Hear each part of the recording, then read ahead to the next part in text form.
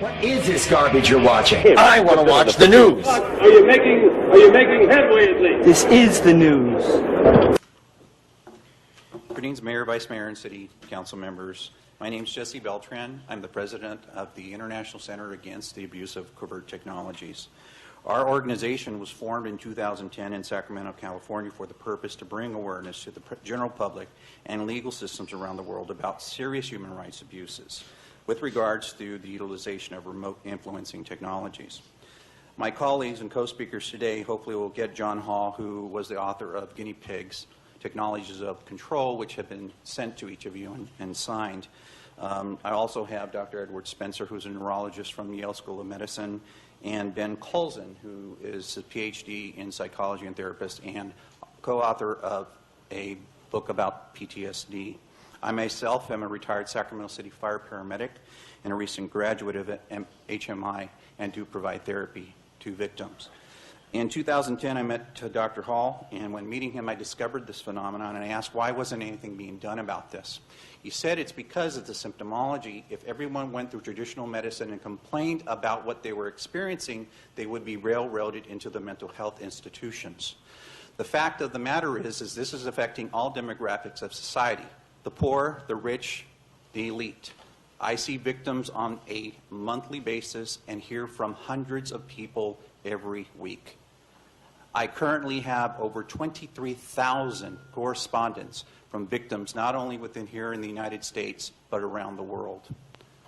What we have discovered is that there are hot pockets within the United States where there are victims that are being exposed to these type of technologies, and as our speakers continue to speak, they will explain to you how that has developed. Currently, the hotspots are New York, Florida, Chicago, Texas, and California. Unfortunately, in California, the East Bay has the highest amounts of victims that we have collected on our database within our study within our organization. This is why we are currently here today. Sir. Okay, thank you. Dr. John Hall.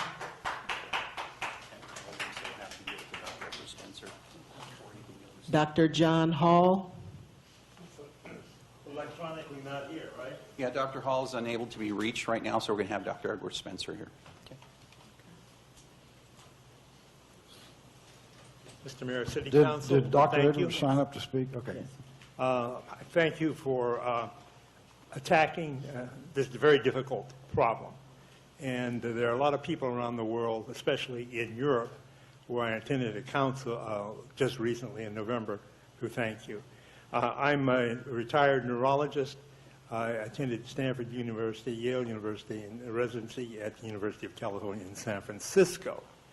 I've studied this sort of problem for a period of time, and it's been a mystery to me why medicine in general does not approach this and study the multitude of documents that are out there.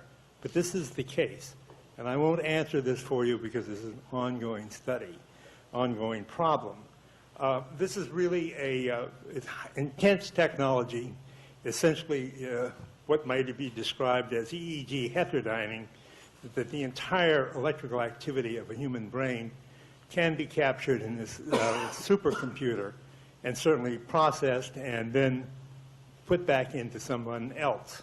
It's science fiction, but it's not, unfortunately, it's not science fiction. So naturally, this is difficult. So this is, the technology is incredible, but basically this is a moral problem, an ethical problem. This is a violation of the golden rule, any ethics or anything that's decent. And this is a major thing to consider. It's also a violation of our constitutional rights. So that's an important thing to keep in mind. And to bring it back down to Richmond, I know there are a lot of targeted individuals here, and the police encounter them and attempt to understand this and help them. The medical community is hobbled by not having a differential diagnosis. In many of the psychiatric disorders, they should say, rule out psychotronic illness or disorders, but they don't. So they can't face it at all. Thank you. Ben Collinson.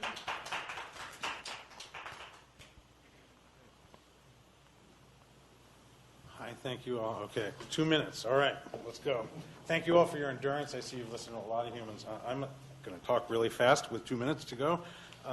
I'm a psychologist. I have evaluated many targeted individuals who have previously been diagnosed as delusional and psychotic, and my job is to deconstruct those diagnoses because of the methods of my colleagues that can actually detect advanced nanotechnology present in their bodies, both through frequency emissions and lymphatic, basically like when you fire a bullet, there's a trajectory, and the police can determine the trajectory. There are chemical tests to do that.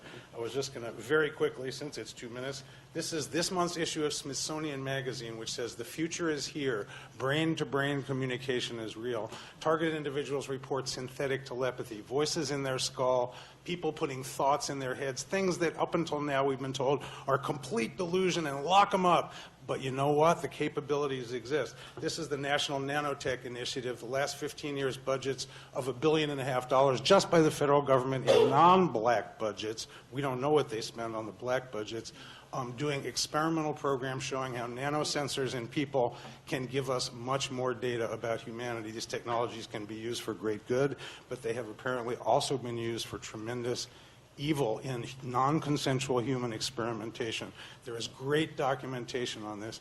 I do think it's a little unfortunate that confusion about the Space Preservation Act.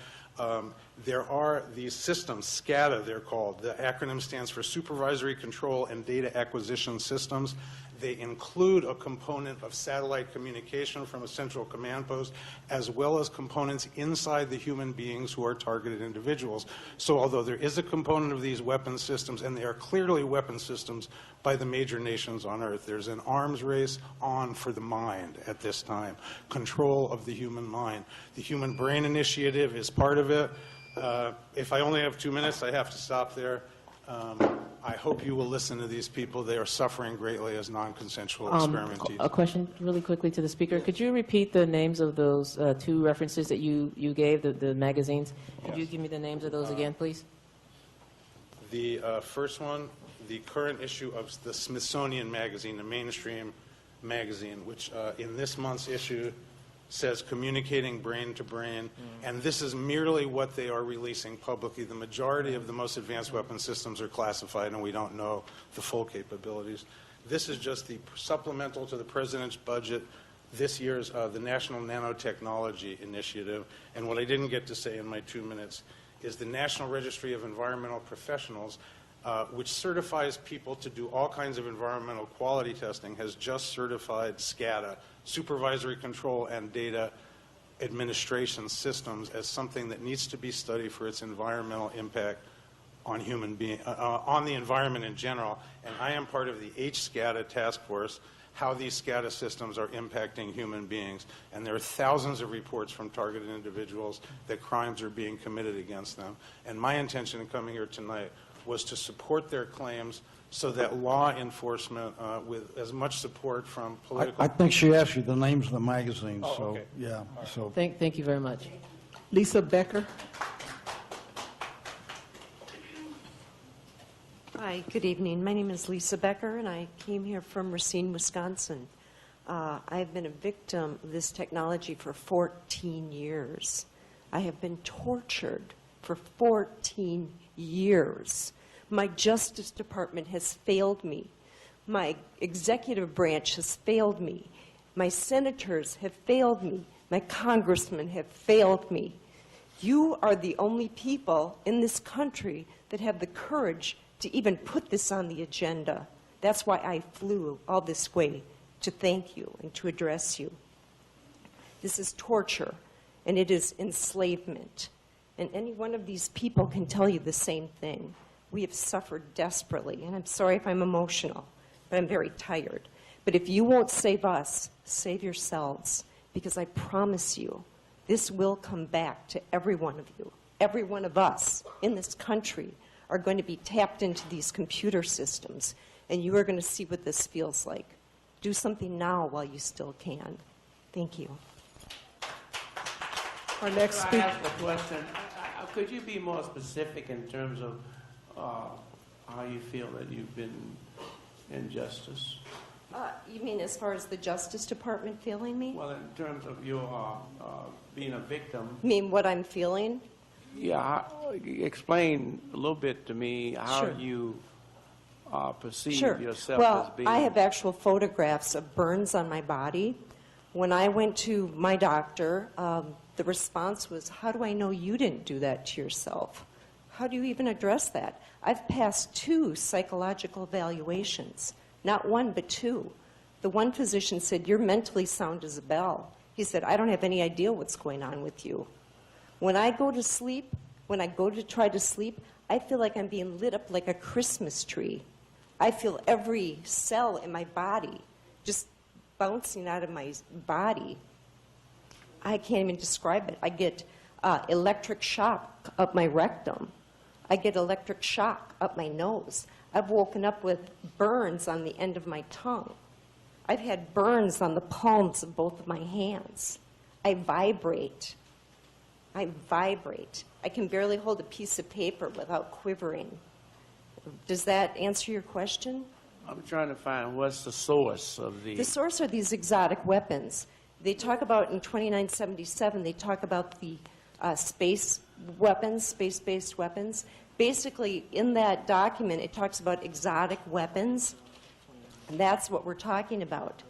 And the fact of the matter is, they did complete that global surveillance network. My cousin worked for the Defense Department. She worked on the global mapping of that system. And when I told her what I was going through, all she could say was, you're on your own. Well, I've figured that out. I figured that out. If you would please, I urge you to pass this.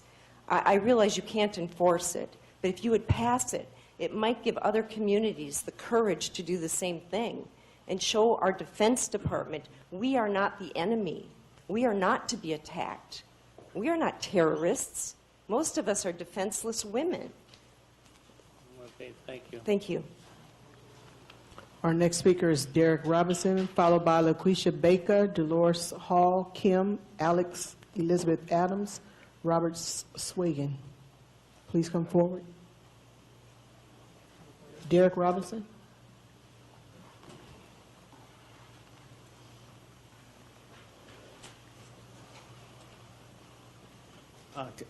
Good evening, everyone. I'm Derek Robinson, Director of a human rights group called Freedom from Covert Harassment and Surveillance.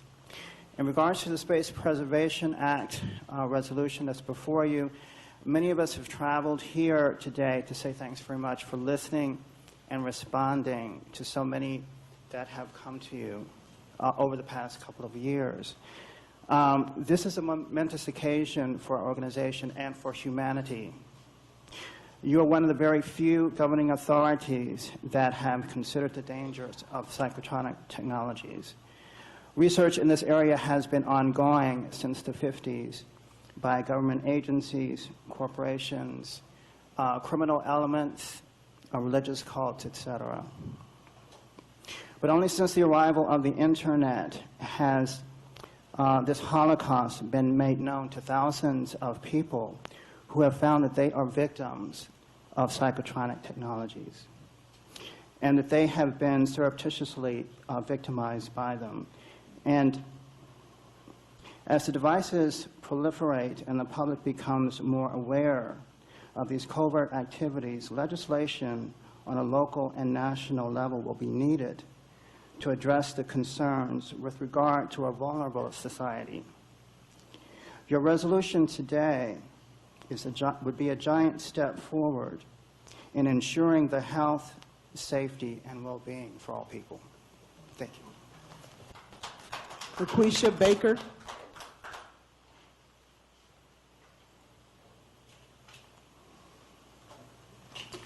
Hello to all the legislators in City Hall, Javanka, my girl Amy over there. I've been a Richmond resident 40-plus years. I've seen 2 of my friends try and fight this fight, but their minds are gone and there's no coming back. My mother was a Black Panther. They killed her. She was only 58 years old. And I'm just happy at this moment that somebody in our town, our city, has opened the doors for many people who couldn't make it, didn't make it, and were survivors of it. And I just want to say thank you. Dolores Hall.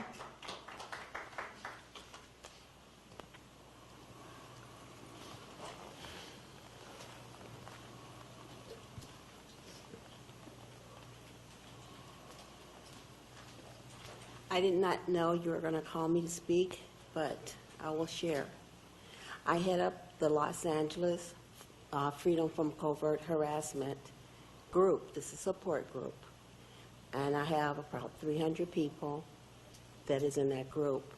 I get over 400 emails on a weekly basis of people asking me to help them and begging me, please help, no one will listen to me. I'm 65 years old.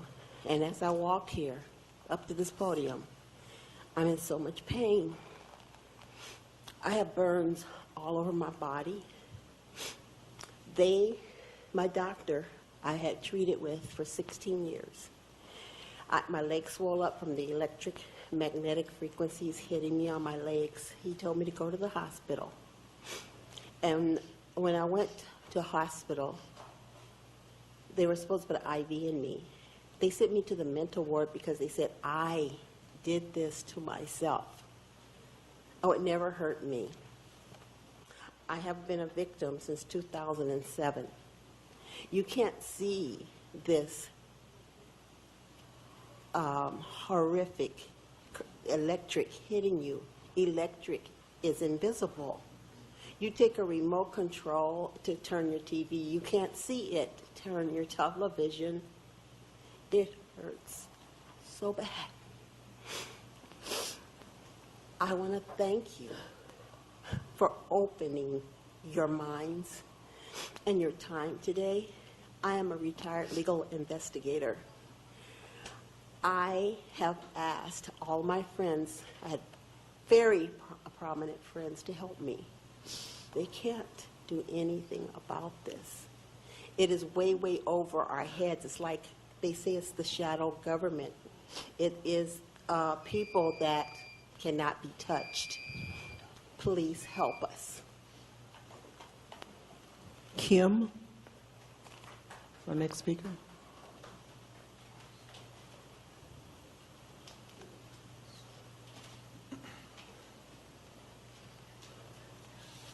Hello, my name is Kimberly Buckner, and I have been a targeted individual for a very long time. The things I have experienced due to being targeted, they have been unreal. But however, I can personally attest that this is very real indeed. My life has been destroyed in every possible way, and every day has been a struggle for me. I'm very grateful to be before you today due to Amy Anderson's due diligence and to everyone else involved. I thank you, council members, for giving us targeted individuals a chance to speak and to be heard. And I pray that these atrocities will soon be brought to an end. But we need your help. Thank you. Alex.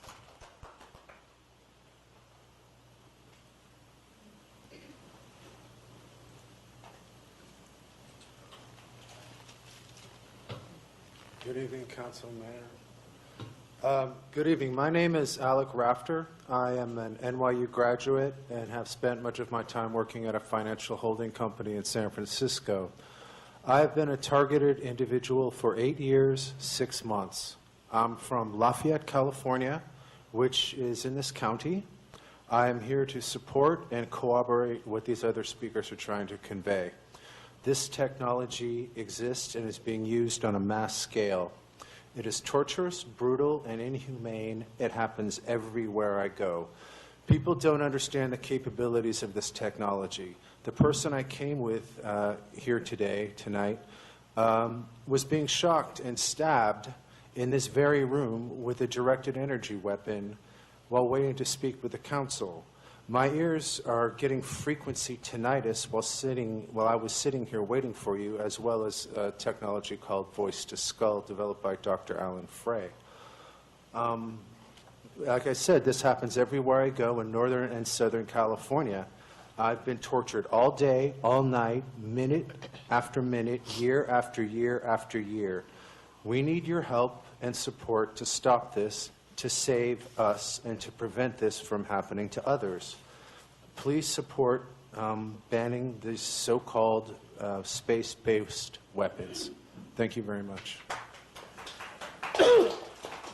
Robert Swagan.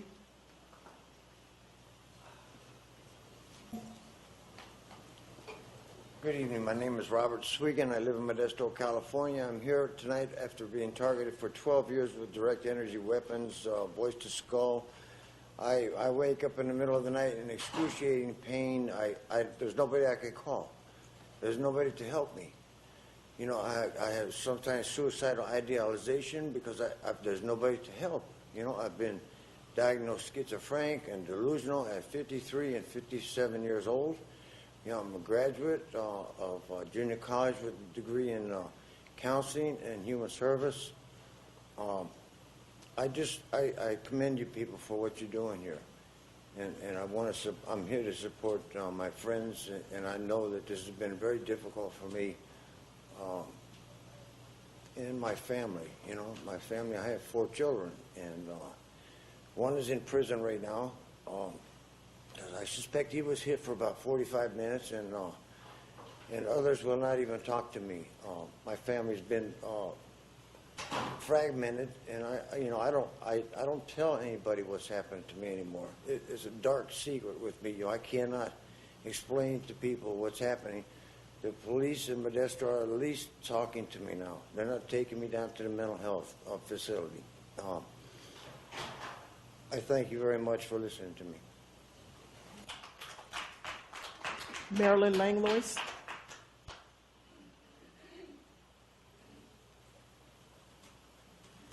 Good evening, Mayor and council members. Marilyn Langlois, Richmond resident.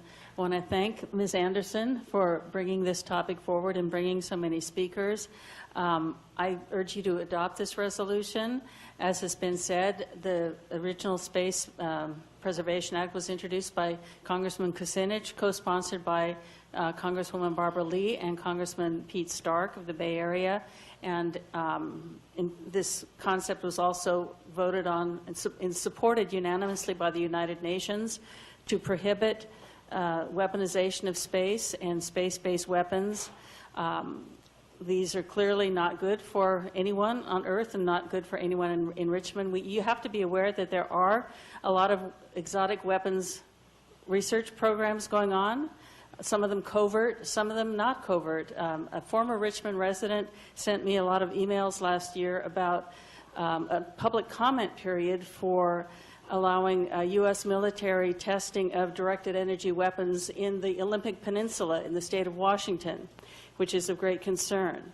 In terms of the types of weapons that are affecting these individuals, before you judge the targeted individuals, I would suggest that you listen to them, take the time to really listen deeply to their experience, try to put yourself in their shoes for a moment. If you can believe them, then please do what you can to support them. If you're not sure, then I urge you to take the precautionary principle. When in doubt, err on the side of extra protection for those who are vulnerable. So please do adopt this resolution. Thank you. Sylvia Gray White.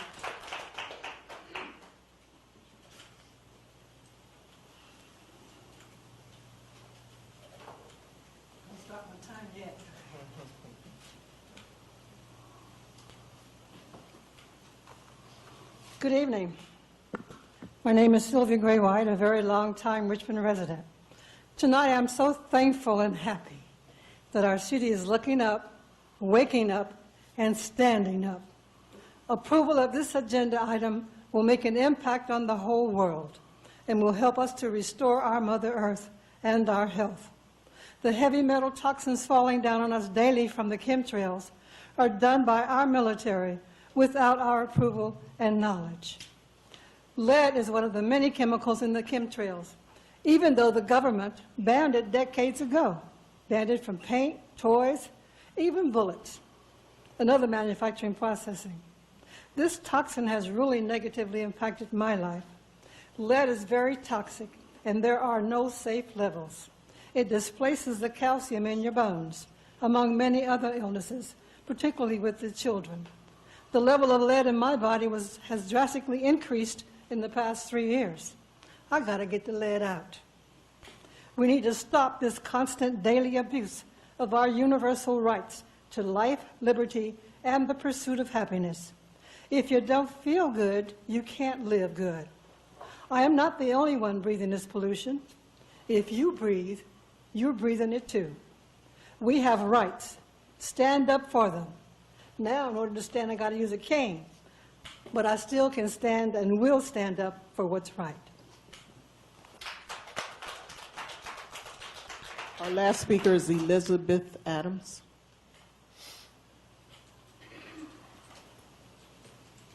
First and foremost, I'd like to pass this cell phone around. This is what electronic burns look like.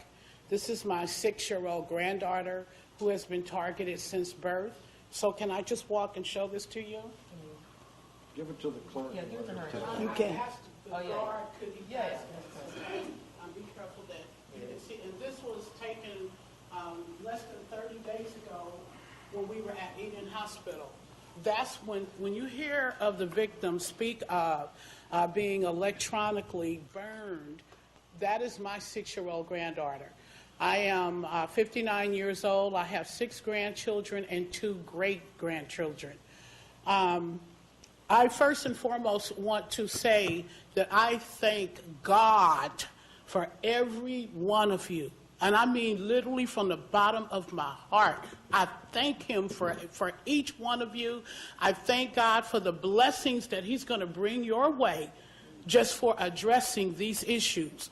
These issues are beyond the average eye. The average eye can't even see it. So it's not even worth even talking about in that sense.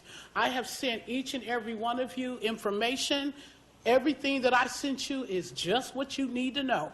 But there's one more thing left. Your local fusion center. You need to do some deep research into your local fusion center. Just look it up online.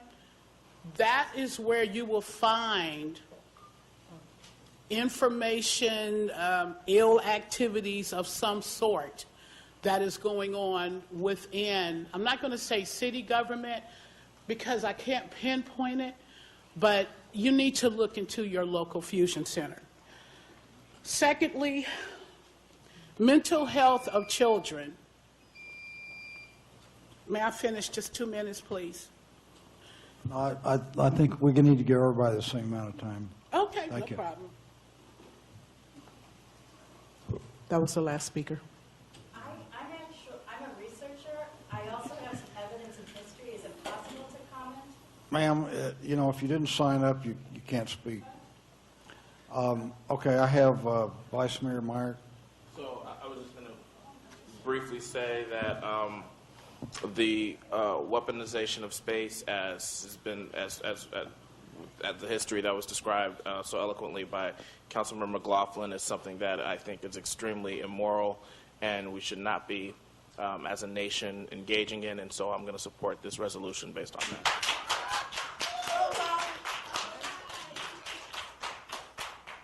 Do you have any other speakers?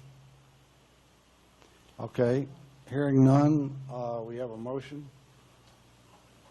Is there a motion on the floor? Not yet.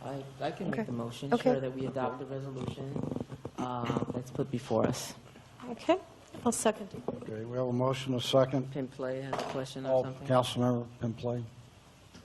I mean, I just want to address for a second this whole idea about weaponization of space, and there seems to be this assumption that just because Ronald Reagan supported Star Wars, it's automatically becomes some unmitigated evil.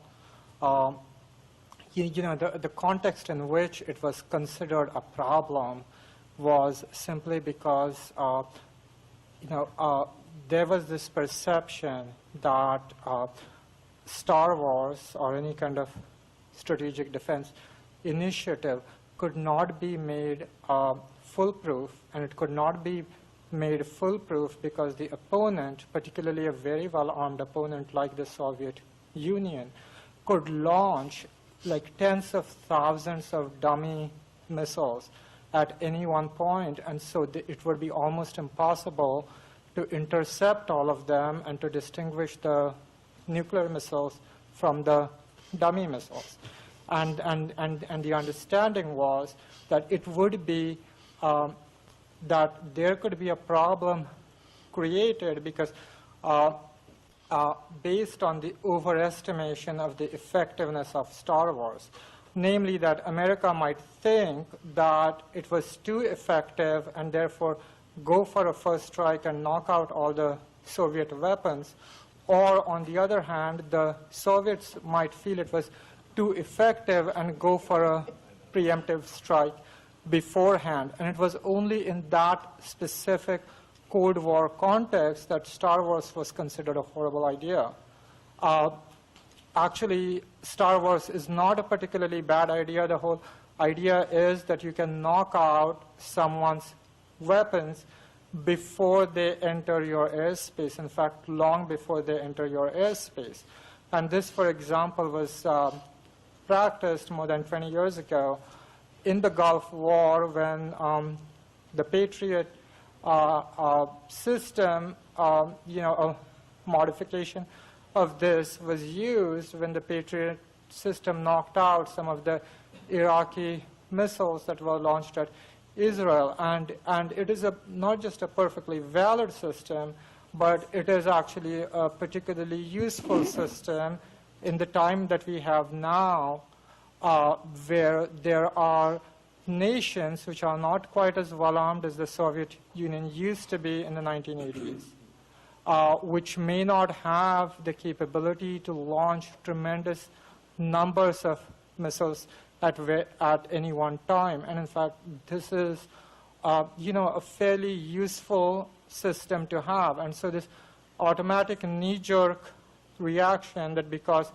Reagan supported Star Wars, and at the time it was considered a bad idea, so for that purpose it is a bad and an evil idea for forever. I mean, I just think this is a wrong understanding of the system, and I just want to mention that. Okay, I have Councilmember McLaughlin next. So the reason I was interrupting, because I don't think we should get into this, that's kind of way off base. I was just giving the history of this. But in general, I will say that there were some of us in the 80s who were talking about a nuclear freeze, like to stop the arms war rather than weapons in space. And, I think space should be for exploration and, good things to learn scientifically, not for a weapons race. Call for the question, Mr. Mayor. Wait, no, we're not having anything from the audience. Councilmember Martinez. Yes.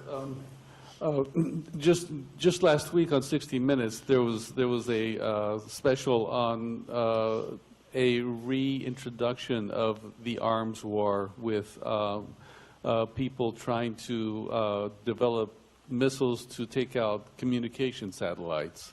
But any kind of war effort is wrong, and we need to do whatever we can to stop all war efforts. Now, when I was in university in the 1980s, for a humanities class, I did a paper on a science fiction novel. And what I actually did was I took all of the predictions in this science fiction novel. And then I went to magazines and newspapers, and I was surprised to find that every single prediction in this science fiction novel that was written 20 years earlier had already come true, and they were happening there then in 1980. So it's easy for me to see that things which are wrong can happen because we have the wrong mindset. We have the mindset which is a war mindset, and this a proposition that was put forth by Kucinich was to change our attitudes towards one of seeking peace, and that's why I'm endorsing it. Okay, Vice Mayor? Well, I want to say that I do think this debate is it is on topic because the debate over Star Wars is sort of part of what initiated this, and I think what I would say, and it's been said, is that any sort of, in my view, the idea that we don't have enough tools to kill each other here on Earth, and so that we need to start doing it in space, that just is simply immoral. And, maybe that some wars are unavoidable. That may be true. But whatever we can do to get our country to move away from that mindset and move away from utilizing new methods of war, we should support. So that's why I support this resolution. Okay, if there's nobody else, let's vote. Wait, Councilmember Pimplay? Yes, so the motion before us, does that include these things like chemtrails and stuff? Because, or no? Well, I think he's bringing up a good point because I'm really confused. I think that the resolution itself is very simple. It simply says, the City of Richmond hereby supports the Space Preservation Act and companion Space Preservation Treaty to ensure that individuals will not be targets of space-based weapons. So I see that. All the testimony I've heard tonight are about targeted individuals. And so, I mean, I'm confused. Is this about space-based weapons, or is it about targeted individuals? And if individuals are targeted, who is targeting them and why? So I just don't understand it. It's simple enough. It's saying that, I mean, and on the therefore, as you read, we are supporting the Space Preservation Act and Companion Space Preservation Treaty. The reason we're doing this is to ensure that individuals will not be targets of space-based weapons, which is what they're saying. Like, all this stuff is high technology. It's, and so that's what we're adopting here. And I think, whether you believe it or not, one thing that was very clear, and I've met with folks a lot around this issue, and some of them I'm just hearing tonight, but even the ones that I heard tonight, like, just out of compassion from folks are saying, help us, and us supporting this by adopting this resolution, I think it sends out a message that, we sympathize with you, we support you, and the very least we can do is just pass this resolution to make sure that, you feel the support and love and sympathy that you look, I sympathize. It's simple. It reads right there, Mayor. That's all we're trying to pass. Okay. What you see before you is what we're trying to pass. Don't complicate it. It's simple. So vote it yes or no. I sympathize with everyone who is suffering some kind of affliction. And, but on the other hand, in 1967, the U.S. adopted, or the President signed the Treaty on Principles Governing the Activities of States in the Exploration and Use of Outer Space, including the moon and other celestial bodies. So the U.S. government has acted on this, and they have, and within that particular treaty is a ban on using outer space for military purposes. So I just don't know quite, I just don't understand what we're talking about. Are we talking about the weaponization of space? Are we talking about chemtrails? Are we talking about individuals who are being targeted? If so, by whom and why? Mayor, could I address that, please? I mean, this is, you know, I'm just a dumb city council person, and this is just way, way over my head. And I frankly think that it's sort of way out of the purview of what this city council could be taking up. We've got real problems here. We've got pothole roads. We've got a budget that's out of balance. We've got crime. We've got greenhouse gases. We've got all these things to worry about. And here I'm being asked to support a resolution that deals with things like chemtrails and particle beams and plasmas and mind control technologies. I just don't know enough about it. If I were an expert, I'd probably take a side, but I'm not. And so for that reason, I'm just not going to support it. Maybe sometime I'll learn more and be more oriented towards I'd like to call the question. I'd like to speak. Councilmember Bates. Well, it is confusing. I'm going to support the resolution for the simple reason that we have voted on a lot of dumber ideas and what this resolution represents. And again, we know that we don't control the universe. We don't control Congress. So this is the least of my worries. So I'm going to support, and I'll call for the question. Does anybody else want to talk about it? Okay, let's just vote. Thank you.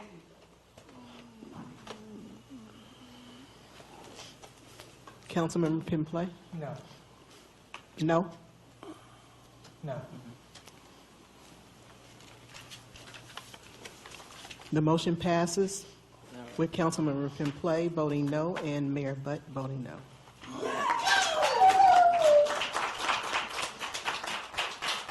Thank you, God.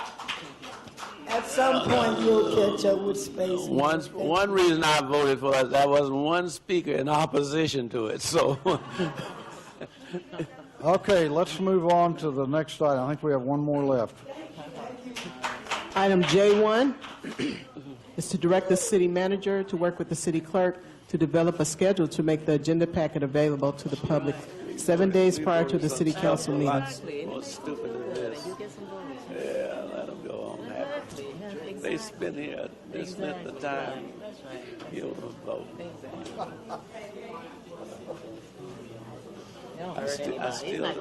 I still don't understand.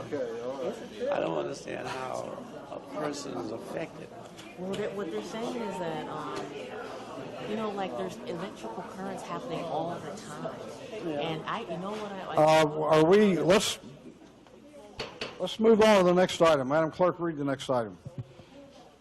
Item J1 is to direct the city manager to work with the city clerk to develop a schedule to make the agenda packet available to the public 7 days prior to the city council meeting. Okay, this is, whose item is this? Councilmember Pimplay, Martinez, and Beckles.